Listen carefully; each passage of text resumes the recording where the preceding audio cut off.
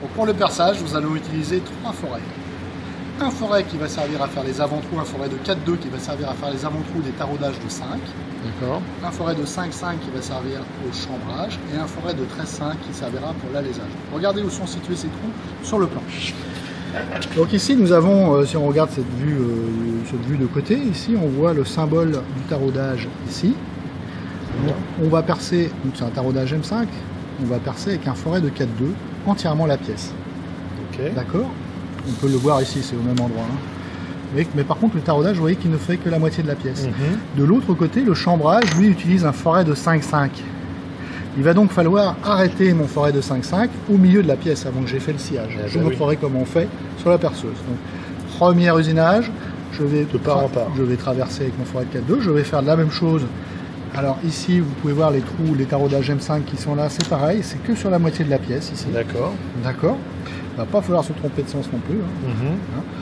Donc je résume, je vais faire 3 trous, enfin 4 trous avec mon forêt de 4,2. Regardez, je vais faire un premier ici de part en part, jusqu'à la moitié de la pièce ici pour ces 2 taraudages. D'accord. Et pour finir, je vais faire un avant-trou avec mon forêt de... Bon, je prends plutôt le forêt de 5,5. Mon forêt de 5,5, donc il va usiner le chambrage ici jusqu'à la moitié. D'accord. Et il va faire l'avant-trou pour le forêt de 13,5. De part en part aussi. De part en part aussi. D'accord. Parce que les gros forêts, on ne peut pas percer directement avec eux. Parce qu'au D'accord. centre du forêt, ça n'usine pas, donc on est obligé de faire des avant-trous. Dès que le forêt dépasse 8, diamètre 8, on est obligé de faire un avant-trou. Très bien. D'accord. Alors on va faire ça sur la machine. Voilà.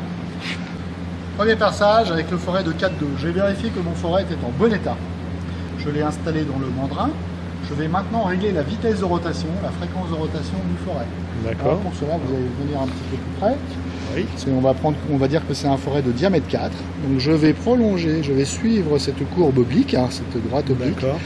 Et je vais intercepter la colonne montante qui est à 20. Alors pourquoi 20? Ça correspond à 20 mètres minutes, c'est la vitesse de coupe utilisée par un forêt en acier trempé dans de l'acier. C'est bien. C'est toujours 20 quand on est sur de l'acier. Quand on est sur de l'acier, qu'on usine avec un forêt en acier. D'accord. En acier trempé. Et donc le diamètre 4. Donc le diamètre 4, et hop, on obtient à peu près une vitesse de le 1500. le plus près, quoi. D'accord. Voilà. Et on a 1500 tours. 1500 tours par minute. Voilà, donc vous venez voir, ici on a plusieurs gammes de vitesse. Alors j'essaie de trouver celle qui est la plus proche de 1500, je m'aperçois que c'est 1150. Il faut donc que je mette donc mes poulies dans cette position. Ce qui est le cas. C'est quel cas. Je vais maintenant desserrer la courroie. 1150, puisqu'on voit pas bien. 1150. Oui. Voilà. Ah, en fait, d'accord. il faut que je mette la courroie tout en bas. Tout en bas, très bien. Allons-y. Alors là, pour détendre, là, vous avez Alors fait... pour détendre, j'ai fait ça. Regardez. Hop, Ah d'accord, j'ai très mis bien. dans cette position. Je tourne ici. Bon, vous débrouillerez, hein, vous trouvez. Donc on détend, On descend. Voilà, on engraine Ensuite, tout ça. on va mettre sur cette partie. Okay. Et on retend. Et on retend. Très bien. Je ferme les protections, je vérifie qu'il tourne bien. D'accord. C'est parfait. Alors si on n'était pas réglé à la bonne vitesse, eh bien on ferait un mauvais usinage. D'accord. Et si on tournait trop vite en particulier, eh bien on risquerait de bousiller le forêt parce qu'il chaufferait. D'accord, ok. Voilà. Donc ensuite je vais mettre ma pièce en position. Encore une autre technique importante. Il faut que je mette ma pièce sur des cales de même hauteur. D'accord, ouais. Si je ne faisais pas ça, si je me contentais de serrer, avec la force du forêt, bah, ça ferait incliner. Bah oui. Et j'aurais pas un trou perpendiculaire. D'accord.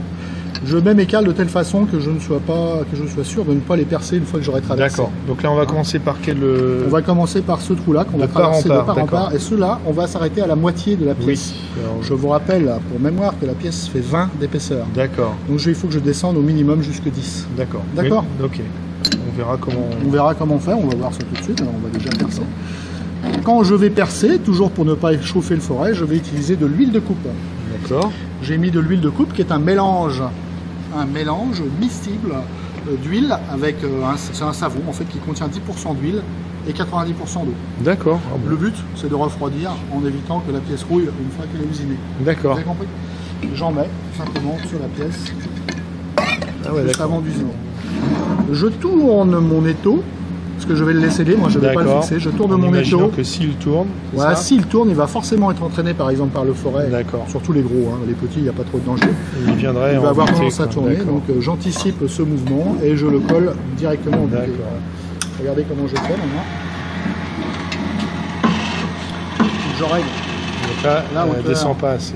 Elle ne descend pas assez. Donc je vais desserrer ici. Je vais descendre la perceuse.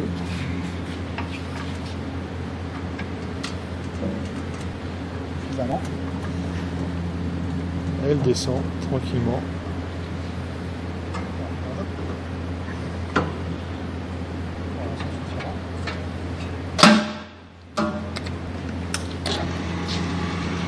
C'est trop serré. Allez-y.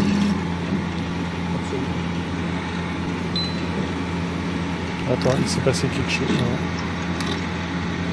Non, j'ai entendu ding. Petit détail aussi très important. Les forêts de 4-2 sont très fragiles parce qu'ils sont petits.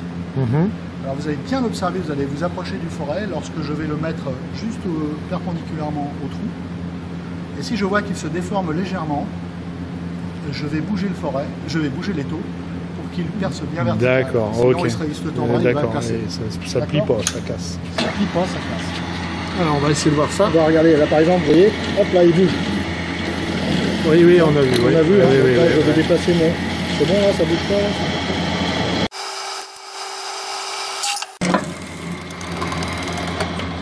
Ok. Voilà, maintenant pour les trous qu'il faut arrêter à... Ouais, 10 voilà, millimètres. je suis curieux de voir ça. Comment on va faire là. Voilà.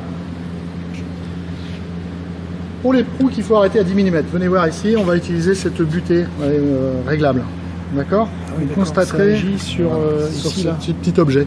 D'accord. Vous pourrez constater quand je le mets en bas, tout en bas, bah, ça empêche le mouvement de descente tout simplement. Hein, d'accord. Regardez par exemple ici, si j'essaie de descendre, bah, je ne peux pas. Ah oui, d'accord. Donc l'astuce, c'est que je vais tangenter la pièce, d'accord, et je vais régler à 10 de hauteur. Oui, Je vous d'accord. démonstration. On revient. Donc là, je vais régler. Donc là, on ne peut plus descendre. On peut plus descendre. Donc, je vais quand même autoriser à descendre un petit peu, jusqu'au moment où ça touche la pièce. D'accord. Le forêt va venir effleurer le... Voilà, va effleurer. Bon, c'est pas la peine d'être très précis. On fait ça en tournant? En tournant toujours. Hein. Pour se positionner, on fait toujours en tournant. Alors, éventuellement, prévoir... Voilà, oui, sur le forêt. c'est bon, hein. Ouais, le forêt. Alors là, vous voyez, je tangente. D'accord. Donc ici, je vais régler à 10 de hauteur. Et lorsque je vais descendre, je ne pourrai pas descendre de plus de 10 mm. C'est exactement ce que je veux. D'accord. Finalement, j'aurais d'accord. pratiqué un trou de 10 mm de profondeur. D'accord. D'accord Très avec bien, moi? Très bien. Alors, on met un petit coup de découpe. Et c'est parti.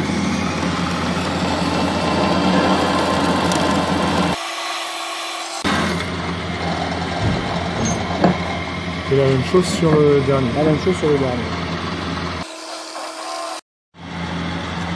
Donc là, Là, qu'est-ce que je fais, monsieur Lucas, là, si vous avez alors là, vous venez de mettre le forêt de 5, de 5,5. de 5,5, et vous allez donc descendre sur la moitié de la pièce aussi. C'est pour le chambrage. Pour le chambrage, exactement. Voilà, c'est ça. Là, c'est l'avant-trou du... L'avant-trou de l'alésage. Bien. Voilà. Maintenant, je vais élargir ce trou avec un forêt de 13,5. C'est là que je vais utiliser le fameux chasse-cône. Quand les forêts dépassent la taille de 13, ils ont tous une queue conique. Et en fait, ils ne sont pas entraînés par friction avec un mandrin, mais ils sont directement... ils s'engagent dans un logement. D'accord. Ça permet de les entraîner mécaniquement. Il y a plus de force, plus de couple. Donc je vais enlever le mandrin grâce au chasse-cône. D'accord. Et je vais remplacer ça par un forêt. Voilà.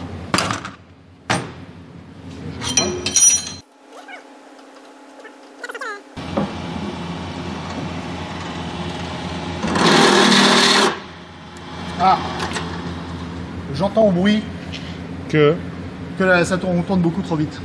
Ah oui. Donc, Ah oui, on n'a pas oui, fait on tourne beaucoup trop vite. Hein. Pour le forêt de 5, ça se voyait pas, mais pour le forêt de 13, vous voyez qu'il faut tourner à 500 tours, 2 fois moins.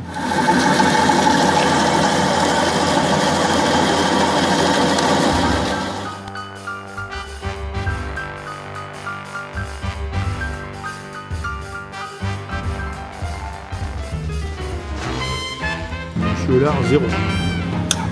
Oh, vous n'écoutez même pas vos propres explications. C'est pas possible. Il faudrait que je renvoie le film, mais il est pas monté encore. Les élèves qui n'écoutent pas, mais les profs qui s'écoutent pas eux-mêmes. Là, ça devient grave.